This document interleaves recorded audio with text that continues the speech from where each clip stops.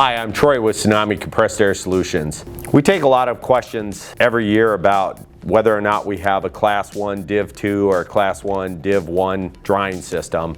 We do a lot with oil and gas where having those types of classifications for your electronics is a requirement because of the possibility of gaseous vapors being an explosion hazard. Tsunami has released a new pneumatic controller, and what this does is this completely takes our drying systems and removes them from having to fall into those classifications by the NEC.